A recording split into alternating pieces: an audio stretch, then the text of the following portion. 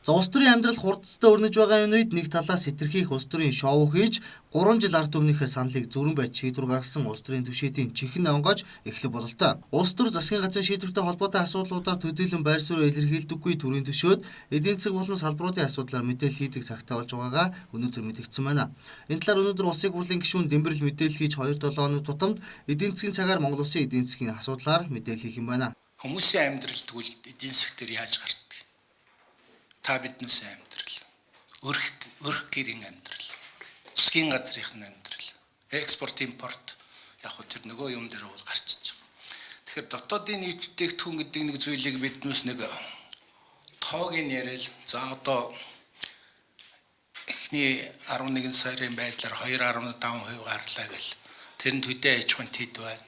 Тийм ээ? Аж үйлдвэрлэлийн тэдэн хувь тэр нь тэгж унж гэдэг. Иймэрхүү мэдээлэл бол яг таанаас баянга авдаг.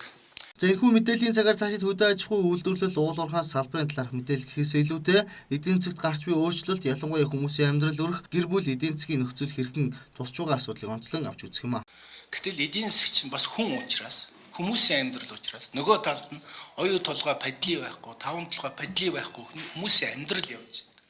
Тэр нь бол одоо хамгийн их хүчтэй илэрдэг зүйл нь нөгөө бөөний ба жижиглэнгийн худалдаа буюу худалдаа үйлчлэгээний салбарт явж байна. Монгол улсын нийгэм эдийн засгийн байдлыг үнэлж үзсний үндсэн дээр одоогийн төр засгаас 2016 оны эхний ягас жилд багтаан энэ дээр авч хэрэгжүүлэх зарим санаачлагуудыг бодлого үйл ажиллагаанд тусган хэрэгжүүлэхийг хүссэн саналыг улсын хурал засгийн газарт хавсралтаар хүргүүлсэн байна.